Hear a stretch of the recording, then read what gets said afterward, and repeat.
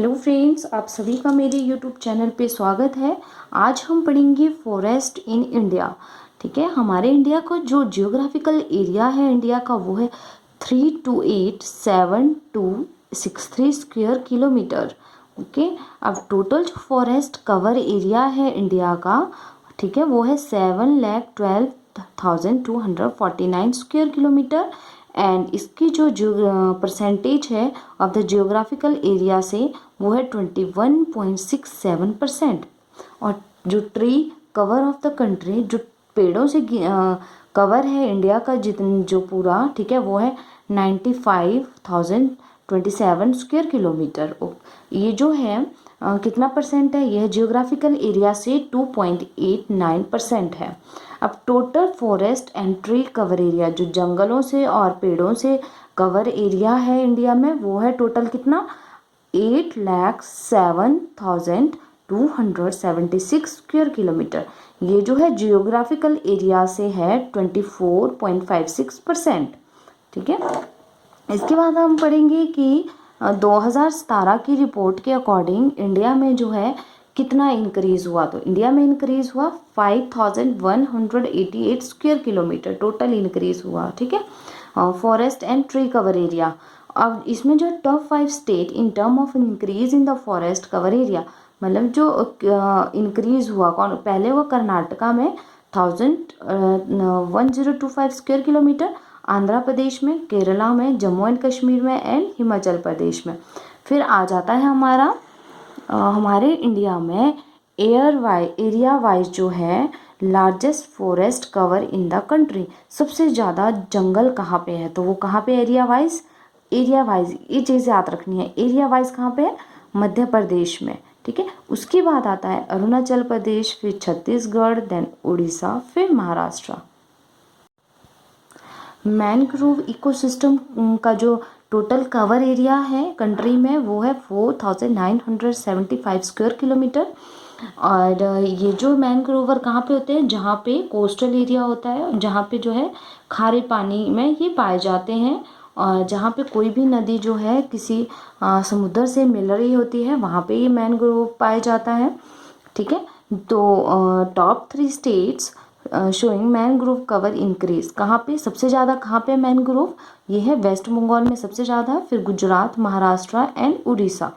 और largest mangrove forest है Sundarban, west Bengal mangrove forest.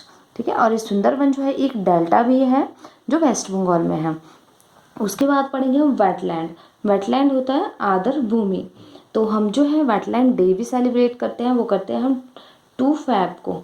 और ये जो है वेटलैंड, ये ऐसा एरिया होता है, वो दलदल वाला एरिया होता है। ठीक है, इसमें जो टोटल एरिया है वो है 1,52,600 स्क्वायर किलोमीटर है। ठीक है, और ये जो है सबसे ज़्यादा कहाँ पे है, गुजरात स्टेट में है। फिर है हमारे पास largest percentage area of the forest, वो कहाँ पे है, मिजोरम में। तो परसेंटेज वाइज पूछ रहे हैं कि परसेंटेज वाइज सबसे लार्जेस्ट एरिया, फॉरेस्ट एरिया कहाँ पे है, तो वो है मिजोरम में।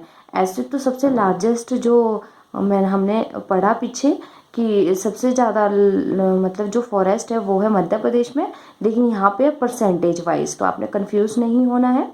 परसेंटेज वाइज कहाँ पे, मिजोरम में है। तो largest area of mangrove forest कहाँ पे है, वो है वेस्ट बंगाल में। इसके बाद है सबसे कम जो जंगल हैं वो कहाँ पे हैं, वो है पंजाब में। एंड यूटी कौन सी है जिसमें सबसे ज़्यादा फॉरेस्ट एरिया है, ठीक है, वो है अंडमान एंड निकोबार। एंड सबसे ऐसी कौन सी यूटी है जिसमें सबसे कम जंगल वाला एरिया है, वो दमन एंड दीव।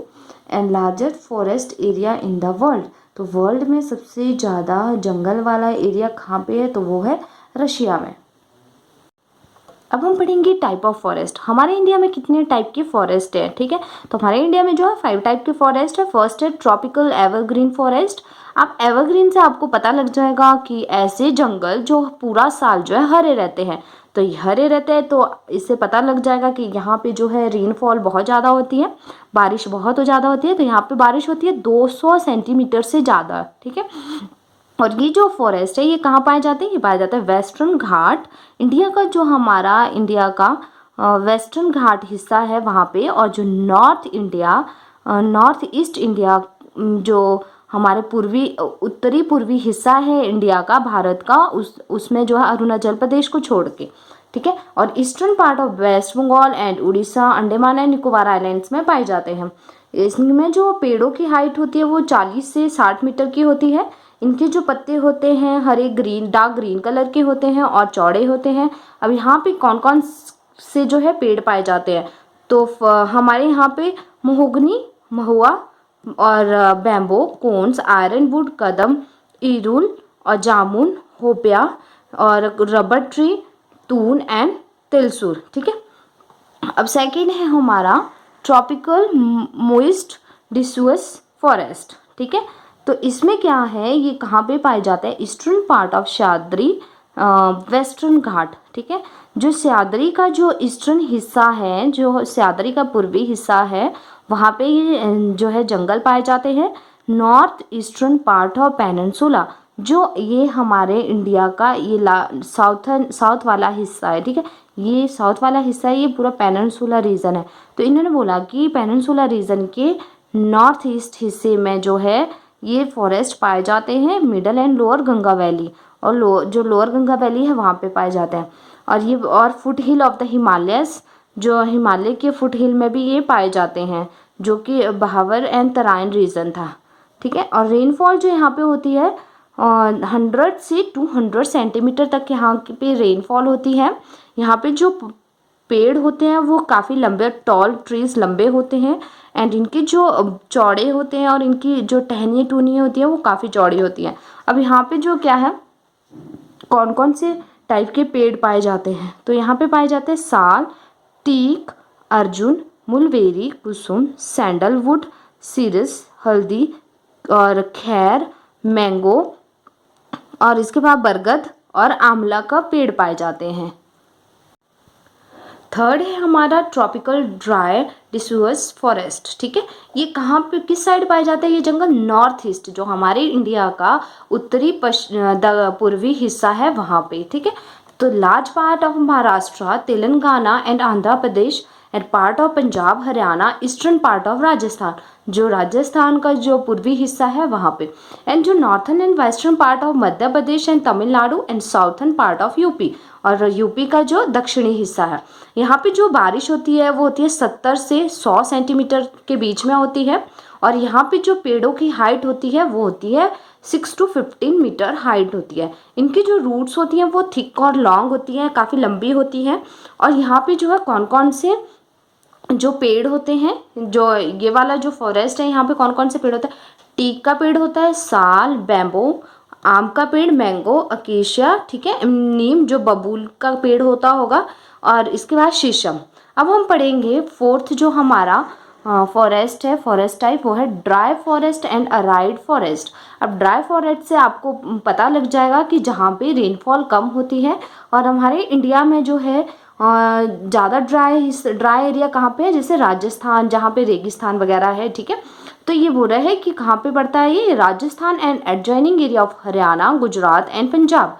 और इसमें जो rain shadow area of the peninsula India, जो पेनिनसुला इंडिया का रेन शेडो एरिया वहाँ पे, ठीक है। अब इसमें जो रेनफॉल होती है वो होती है लो रेनफॉल होती है, मतलब 4 सेंटीमीटर से भी कम रेनफॉल होती है पर एनम साल में, ठीक है। और इसमें जो है ह्यूमिडिटी कम होती है, और इसमें क्या होता है, इसके जो पेड़ होते हैं, कैसे पेड़ होते हैं यहाँ पे, इसमें होता है कांटेदार पेड़ होते हैं, थोरिनियम जैसे जो कांटेदार पेड़ होते हैं, और इनकी जो रूट्स होती हैं वो बहुत लंबी होती हैं, और इनकी जो पत्तियाँ होती हैं वो छोटी होती हैं। अब कौन कौन सी जो है पेड़ यहाँ पे पाए जाते हैं, जैसे कैक्टस आपने देखा होगा कि उसमें बहुत सारे कांटे होते हैं, ठीक है। थोरिनियम एंड बुशिस और कीकर, बबूल, डेट, पाम, अकेशिया और खैर के पेड़ में भी कांटे होते हैं। इन सब मतलब कांटेदार जो होते हैं वहाँ वो चीज़ें होती है इसमें, ठीक है। फिर उसके बाद है यूफोरबिया। फिफ्थ हमारे पास माउंटेनियस फॉरेस्ट, हिमालयन फॉरेस्ट कहाँ पाए जाते हैं, हमारे इंडिया के जो नॉर्थनी जो उत्तर और दक्षिणी हिस्सा है वहाँ पे पाए जाते हैं, और east of Nepal into the Arunachal Pradesh, height होती है इनके 1800 से 3000 मीटर तक की। और हिमालयन फॉरेस्ट पाए जाते हैं Jammu and Kashmir, Himachal Pradesh, Uttarakhand and northern हिली पार्ट ऑफ द बंगाल। अब इनकी क्लाइमेट कंडीशन क्या होती है? क्लाइमेट कंडीशन होती है इनकी, जैसे जैसे एल्टीट्यूड ज़्यादा होता रहता है, बढ़ता रहता है हाइट, उसी हिसाब से जो है टेम्परेचर डिक्रीज होता रहता है। और इसमें जो है hence Himalaya forest contain all the varieties, यहाँ पे सारी वैरायटीज़ पाई जाती है पेड़ों की। अब स्पीसीज जो यहाँ पे कौन कौन से पेड़ पाए जाते हैं? साल, टीक का पेड़, चीड़, देवदार, ओक, ऑलिव ऑयल, चेस्टरनट, फिर है इसके बाद कॉनिफियर और स्प्रूस एंड लर्च। इसी के साथ अगर आपको मेरी वीडियो अच्छी लगी हो तो जल्दी से जल्दी मेरे यूट्यूब चैनल को सब्सक्राइब कीजिए और वीडियो को लाइक कीजिए और ज़्यादा से ज़्यादा शेयर कीजिए और बेल आइकन प्रेस कीजिए, ताकि आगे मैं जितनी भी नई वीडियोस अपलोड करूं सबसे पहले नोटिफिकेशन उसकी आप तक जाए।